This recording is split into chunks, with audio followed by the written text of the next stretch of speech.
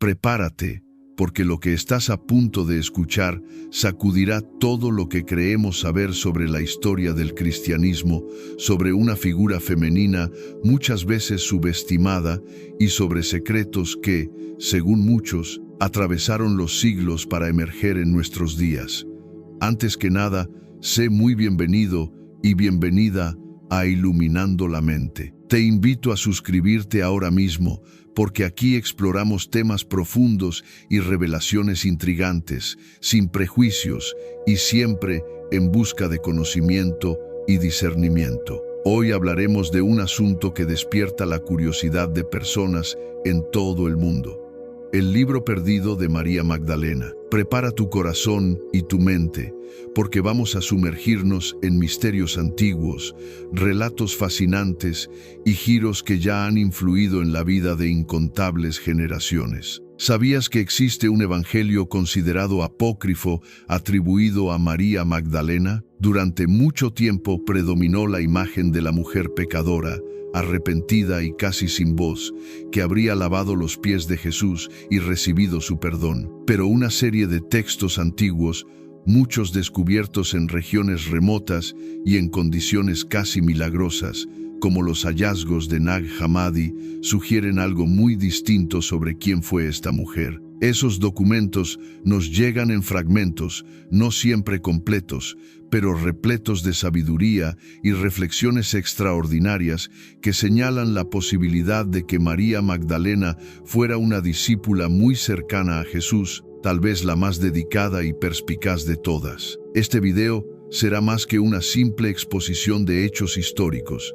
Exploraremos capa tras capa de teorías, evidencias e interpretaciones. Descubrirás curiosidades que sobrepasan la frontera de la historia oficial y se adentran en tradiciones esotéricas, teorías de conspiración e incluso referencias sutiles en el arte renacentista. Todo este viaje mostrará cómo la búsqueda de la verdad puede iluminar y, al mismo tiempo, incomodar. Existen beneficios y perjuicios al desenterrar textos antiguos y reinterpretar figuras históricas.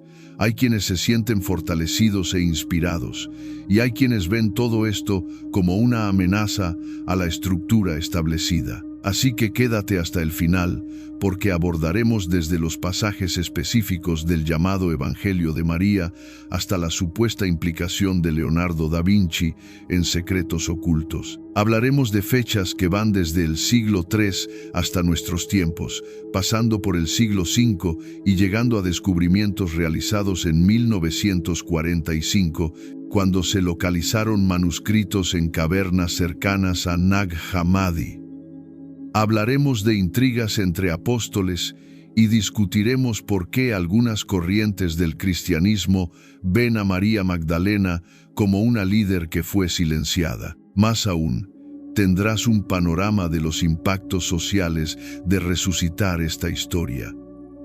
Y no te preocupes, porque no se trata de dogma, sino de una invitación a la reflexión y al conocimiento. Con el gancho inicial ya lanzado, comencemos a desenrollar todos los capítulos de esta narrativa tan fascinante y al mismo tiempo polémica. Recuerda que el conocimiento puede abrir puertas a nuevas perspectivas, pero también traer conflictos y cuestionamientos profundos. Respira hondo y acompáñame en este descenso o ascenso al libro perdido de María Magdalena, que promete revelar una nueva mirada sobre la vida de Jesús, sobre el cristianismo y sobre la importancia de las voces femeninas en la construcción de toda esta tradición milenaria.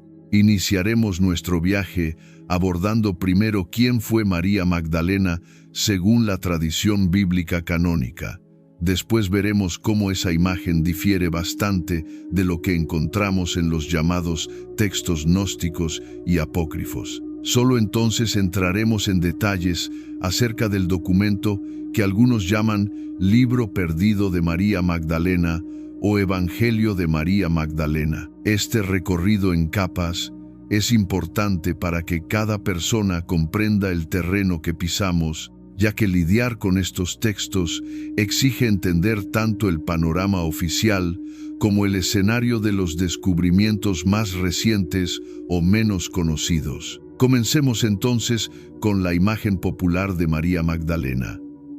En las narrativas más difundidas, se la retrata como seguidora devota de Jesús, presente en momentos cruciales del ministerio y la pasión. Hay pasajes que la describen siendo liberada de 7 demonios por Jesús, así como otros donde se la muestra visitando la tumba de Jesús tras la crucifixión y presenciando, en primera persona, la noticia de la resurrección. En muchos ambientes prevalece la idea de que María Magdalena era pecadora, posiblemente una prostituta perdonada. Sin embargo, eso puede deberse a confusiones al leer los pasajes bíblicos, donde aparecen otras Marías y otras mujeres. A lo largo de los siglos, la tradición cristiana oficial, especialmente en algunas vertientes, fortaleció esa imagen de mujer arrepentida, sin dar mucho énfasis a la posibilidad de que hubiera sido una discípula influyente. Aquí es donde entran en escena los textos gnósticos, presentando otra perspectiva. Cuando hablamos de gnosticismo, nos referimos a una corriente de pensamiento antiguo que valora, ante todo, el conocimiento interior como vía de salvación. El término gnosis proviene del griego y significa conocimiento espiritual o discernimiento profundo. Para los gnósticos, la materia suele verse como una prisión, y la liberación del alma se alcanza mediante revelaciones que rompen las ilusiones del mundo material. Dentro del cristianismo existieron corrientes gnósticas que interpretaron el mensaje de Jesús con una óptica más espiritualizada y menos ritualista. Fue en ese caldo cultural donde surgieron diversos escritos, entre ellos el Evangelio de María. Este Evangelio, también conocido como Evangelio de María Magdalena, no está completo. Existen algunos códices antiguos, uno en griego, fragmentario, y otro en copto, igualmente incompleto. Se encontraron en distintos momentos de la historia. Una parte importante apareció en lo que hoy llamamos Códice de Berlín en 1896, pero la verdadera relevancia de estos hallazgos solo comenzó a ser clara en el siglo XX, especialmente después del descubrimiento de los manuscritos de Nag Hammadi en 1945. A partir de entonces, la comunidad académica y religiosa comenzó a mirar estos textos con mayor seriedad, intentando entender qué significan para la historia del cristianismo y para la figura de María Magdalena. ¿Por qué llamarlo Evangelio? La palabra Evangelio viene del griego evangelion, que significa buena noticia. En los textos canónicos, como los Evangelios según Mateo, Marcos, Lucas y Juan, tenemos relatos que describen la vida, muerte y resurrección de Jesús, buscando transmitir un mensaje de salvación. En el Evangelio de María, el foco no está en narrar episodios de la vida de Jesús, sino en comunicar enseñanzas espirituales transmitidas a María Magdalena de manera directa. En cierto pasaje, Jesús aparece resucitado, conversa con sus discípulos y explica secretos del reino de los cielos antes de retirarse.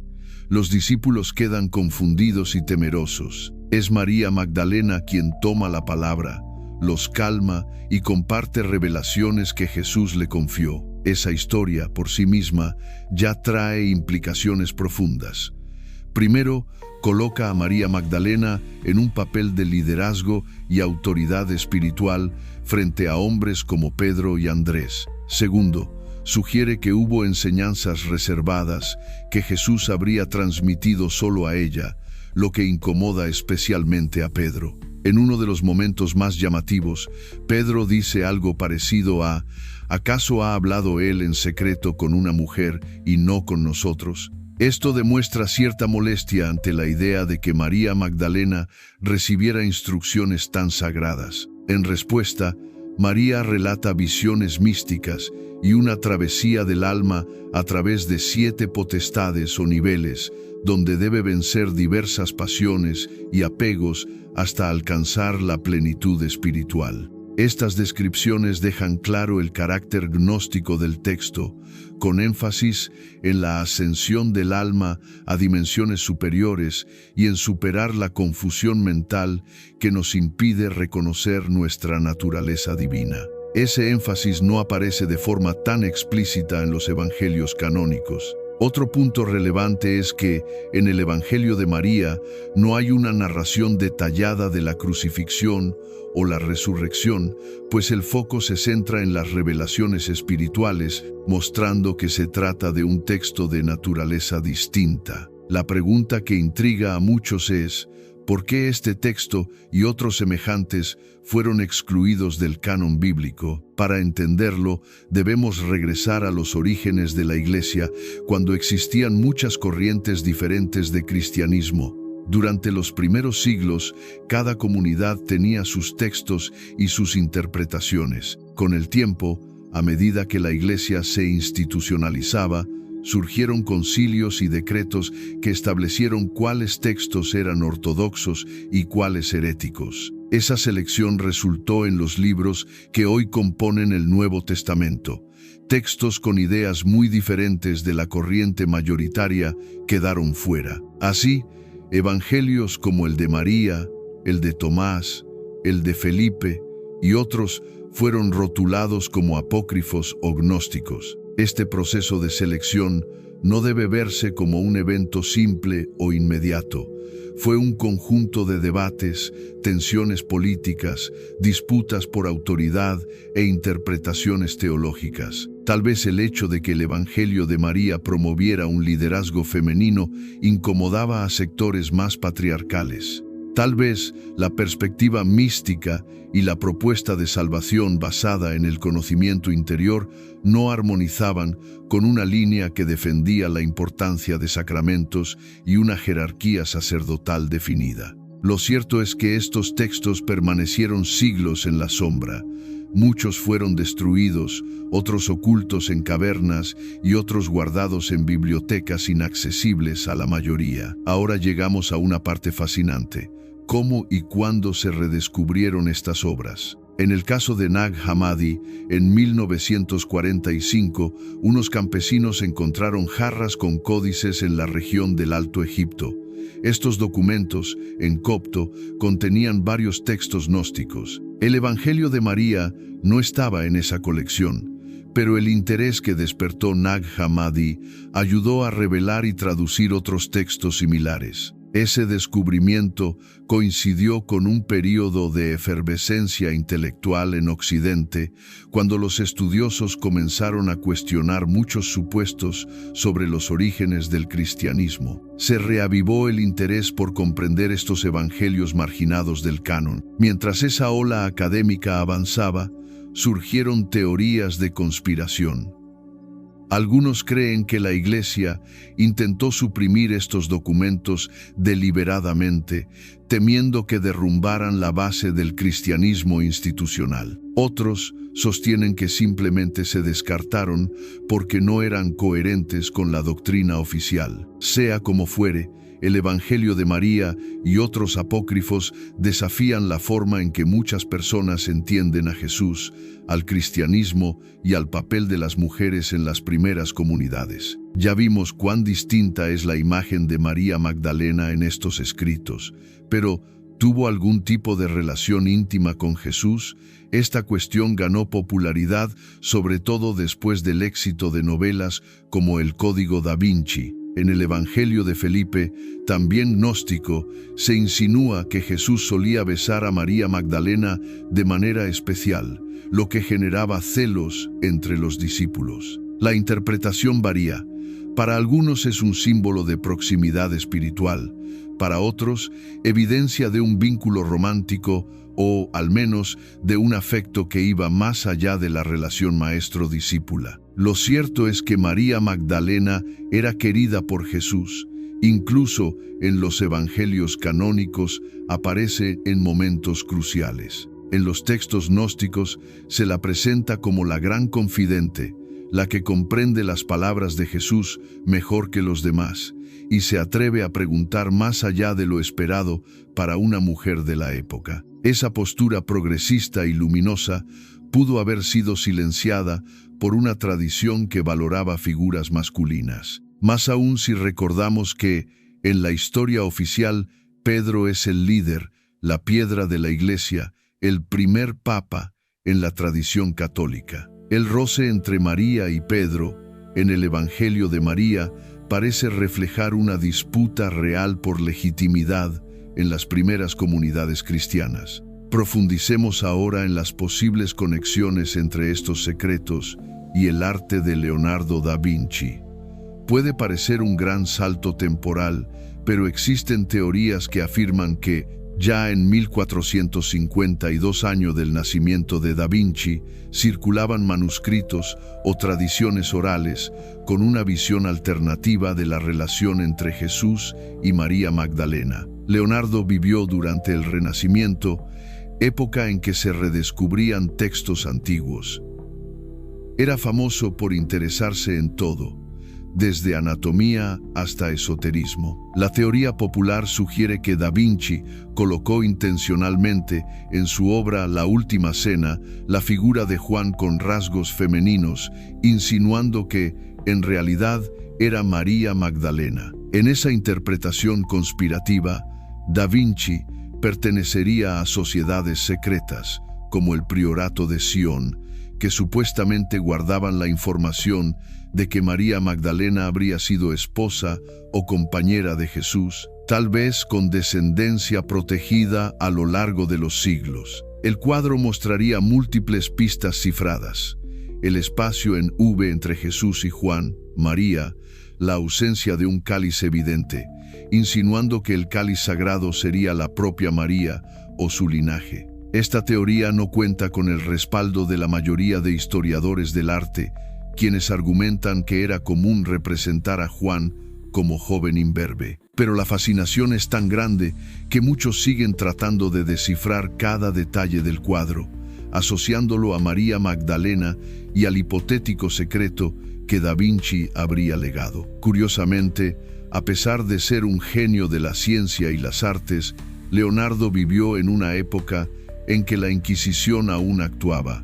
Cualquier manifestación contraria a los dogmas católicos podía resultar en severas penas. Por eso, si Da Vinci tenía creencias heterodoxas o información secreta, tendría que transmitirlas mediante metáforas y códigos. Ese escenario lleno de misterio nutre historias intrigantes que influyen en la cultura popular hasta hoy. Pasemos a cómo este tema impacta la sociedad actual. Por un lado, redescubrir textos como el Evangelio de María Magdalena nos invita a revisar la historia con nuevos ojos y a valorar la posible importancia femenina en el cristianismo. Por otro, también despierta controversias y temores.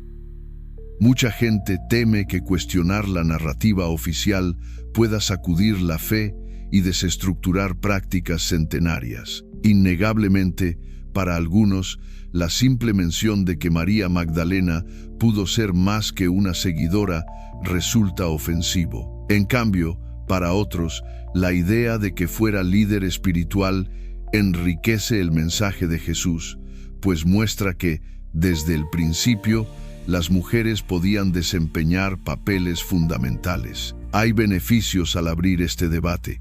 Uno es ampliar nuestro entendimiento sobre la diversidad del cristianismo primitivo. Entender que hubo disputas, ideas diferentes e incluso evangelios fuera de la Biblia canónica ayuda a comprender cómo se construyó la fe a lo largo de los siglos. Otro beneficio es dar visibilidad a voces olvidadas, como la de María Magdalena, símbolo de fuerza e independencia femeninas en una sociedad patriarcal. Sin embargo, también hay riesgos. Uno es caer en teorías conspirativas desbocadas, donde todo es un gran secreto y nada fiable. Hay quienes usan la existencia de textos alternativos para atacar toda la estructura cristiana o difundir historias sin fundamento. Se necesita discernimiento, pues la tradición canónica también es fruto de siglos de reflexión y no debe ser descartada solo por descubrir textos distintos. Otro riesgo es que, al enfatizar demasiado la posibilidad de una relación romántica entre Jesús y María, algunos se pierdan en el sensacionalismo y olviden la profundidad espiritual de estos escritos, desviando la atención de las lecciones sobre autoconocimiento, trascendencia y amor incondicional. En medio de todo, la figura de María Magdalena sigue intrigando a investigadores y fieles. Poco a poco, algunas tradiciones cristianas han revisado la forma de hablar de ella. La Iglesia Católica, por ejemplo, durante el pontificado de Francisco, elevó su memoria al grado de fiesta, acercándola al honor reservado a los apóstoles. Esto indica cierta rehabilitación de su imagen en círculos oficiales. Por otro lado, en el medio esotérico, María Magdalena se ve a menudo como una iniciada o maestra portadora de claves espirituales únicas. También hay corrientes místicas que la asocian al concepto de sagrado femenino, como arquetipo de mujer sabia capaz de unir compasión y conocimiento. Quizá te preguntes, ¿cómo podemos estar seguros de qué es verdad y qué es ficción? La respuesta honesta es que no tenemos 100% de certeza. Contamos con documentos históricos, análisis filológicos, arqueológicos y tradiciones que atravesaron generaciones. Cada persona, al estudiar estos textos e interpretaciones, puede llegar a conclusiones distintas según sus creencias, valores y bagaje cultural. La búsqueda de la verdad puede verse como un camino espiritual en sí mismo. Estudiar con mente abierta pero sin aceptar todo acríticamente es una forma de honrar tanto los textos canónicos como los apócrifos. Volviendo a la narrativa, el Evangelio de María Magdalena no es muy extenso en los fragmentos que poseemos.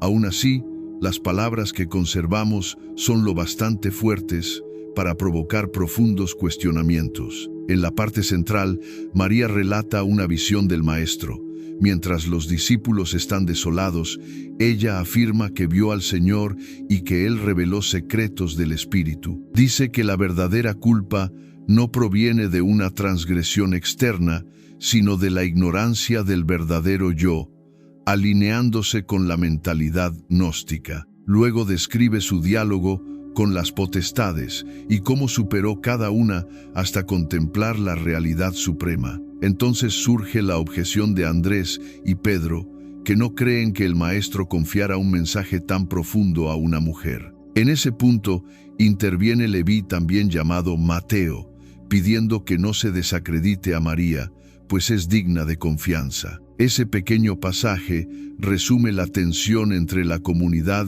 que reconocía la autoridad de María y el ala que resistía a aceptar la voz femenina como líder espiritual. Nos lleva a pensar que existían tensiones muy concretas en las primeras comunidades y que María simbolizaba una vertiente mística e igualitaria. Observa cómo esta historia se conecta con la cuestión del lugar de la mujer en la Iglesia a lo largo de los siglos. Si María Magdalena fue realmente esa discípula diferenciada que recibió revelaciones profundas, ¿por qué se impidió a las mujeres, durante la mayor parte de la historia, ejercer funciones sacerdotales o de liderazgo en la Iglesia Católica y otras tradiciones? Esa contradicción muestra cómo un texto apócrifo puede ser revolucionario al ponerse sobre la mesa. Abre posibilidades para reinterpretar toda la historia eclesiástica y formas de espiritualidad que incluyan al femenino en igualdad. Vale la pena mencionar que algunos estudiosos, al analizar la lengua original y la terminología, encuentran similitudes entre este Evangelio de María y ciertos pasajes del Evangelio de Juan, que sí es canónico. Podría indicar que los gnósticos, o algunos redactores de la época tenían acceso a tradiciones muy cercanas a las que dieron origen al texto joánico. Esa cercanía sugiere que los círculos joánicos eran más abiertos a experiencias místicas y liderazgos femeninos, algo que luego se habría perdido o silenciado. Uno de los elementos más interesantes del Evangelio de María es la metáfora de vencer las potestades, aludiendo a la lucha interior contra pasiones y miedos que mantienen al alma en la ignorancia. Esa idea no está ausente de los evangelios canónicos, pero aquí adquiere un enfoque sistemático, describiendo paso a paso la travesía hacia la liberación total. Ese tipo de enseñanza no contradice necesariamente la doctrina cristiana, pero la expresa en un lenguaje más cercano al esoterismo, algo que para algunos enriquece y para otros desvía. Así, a lo largo de la historia, la Iglesia adoptó una postura más enfocada en los sacramentos y la enseñanza estructurada, mientras la vía gnóstica enfatizaba la interioridad y la experiencia directa de lo divino. Hay quienes argumentan que ambas aproximaciones tienen su lugar y que excluir una empobrece la experiencia religiosa. Por eso muchos grupos hoy buscan reconciliar el cristianismo con ideas gnósticas, rescatando estos textos como fuentes de sabiduría complementaria. Otra capa de curiosidad surge cuando analizamos la postura de investigadores laicos, personas sin compromiso directo con una institución religiosa. Para algunos, el Evangelio de María es señal de que el cristianismo primitivo era más diverso y que la versión ganadora fue solamente una entre varias. Para otros, la existencia de un texto así no disminuye la relevancia de los 4 evangelios oficiales, pues estos habrían sido seleccionados por la comunidad cristiana más amplia y contarían con respaldo histórico y teológico superior. El debate sigue vivo y cada nuevo fragmento reaviva la curiosidad por lo que aún podemos descubrir. Aunque parezca que ya lo hemos abordado todo, existen otras teorías sobre el propio nombre Magdalena. Algunos estudiosos sostienen que simplemente indica que María era de Magdala, localidad cercana al mar de Galilea. Otros especulan que Magdalena podría ser un título algo así como la torre, que le confería un estatus de firmeza y protagonismo. No hay unanimidad, pero es otra pista para imaginar que, desde los escritos más antiguos, ella poseía una dignidad especial. Avanzando en el tiempo, muchos creen que grupos como los cátaros que prosperaron en el sur de Francia entre los siglos XII y XIII veneraban a María Magdalena como portadora de una tradición secreta. Esa creencia inspiró leyendas según las cuales María habría llegado a Provenza después de la crucifixión de Jesús, difundiendo enseñanzas sagradas. Hay iglesias y capillas dedicadas a ella en la región, lo que refuerza la narrativa de que podría haber vivido allí, propagando una forma de cristianismo místico. Historiadores conservadores no corroboran esta versión, pero el folclore local se mantiene, alimentado por la imaginación de viajeros y novelas sobre el tema. Todas estas perspectivas muestran cuán multifacética es la figura de María Magdalena y la fuerza simbólica que posee.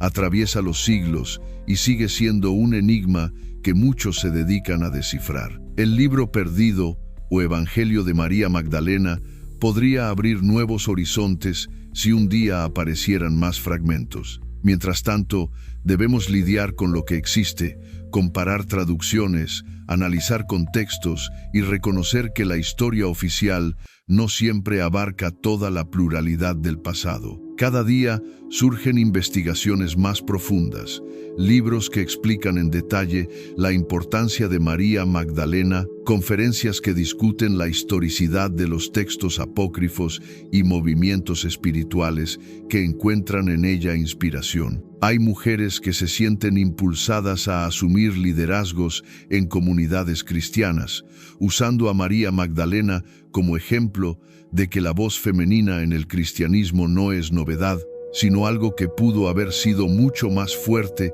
si no hubiese sido silenciado. Además, la presencia de María Magdalena en la iconografía cristiana sigue generando debates.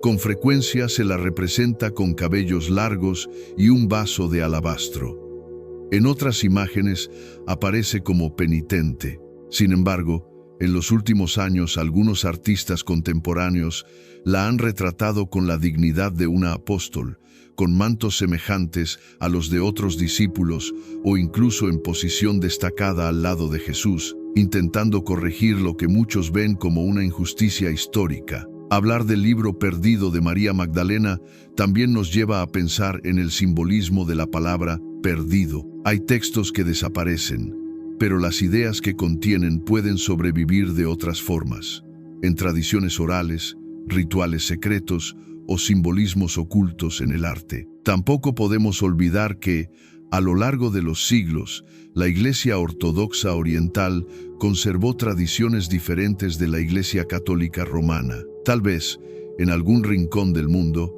aún existan manuscritos antiguos que un día salgan a la luz y revolucionen lo que sabemos sobre María Magdalena, Jesús y el cristianismo primitivo. Hasta que eso ocurra, la mejor actitud es seguir estudiando, reflexionando y dialogando, sin permitir que el fanatismo o la negación total nos dominen. El equilibrio puede encontrarse al reconocer que, sí, hubo más diversidad en los primeros tiempos de la fe cristiana de lo que imaginábamos, sin por ello descartar la tradición que se formó. La memoria de María Magdalena, tal como aparece en los textos apócrifos, puede fomentar una espiritualidad que valore lo femenino y el conocimiento interior. Esto puede beneficiar a quienes buscan comprender la totalidad del ser humano en relación con lo divino, aunque también provoque reacciones intensas de quienes ven en la tradición canónica la única vía segura de salvación. En última instancia,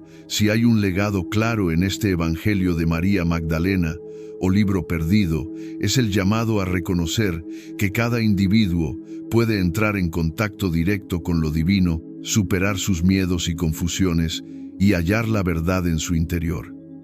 Es, al mismo tiempo, un mensaje de empoderamiento femenino, mostrando que una mujer podía ser la guardiana de revelaciones grandiosas. Y, por otro lado, un recordatorio de cómo la historia humana está marcada por disputas de poder, por elecciones que se vuelven ortodoxia y por el olvido deliberado o accidental de ciertas voces. A esta altura ya habrás notado que el tema es inagotable. Las teorías sobre María Magdalena y su supuesto libro perdido se multiplican conforme profundizamos y nos abrimos al terreno de la imaginación. Lo que no podemos negar es que la simple existencia de un evangelio que lleva su nombre, describiendo diálogos espirituales y conflictos entre discípulos, basta para que muchos la consideren figura clave del cristianismo naciente. Aunque ese evangelio no sea canónico, puede contener señales valiosas sobre las diversas formas de vivir el seguimiento de Jesús. Así, concluimos este largo viaje.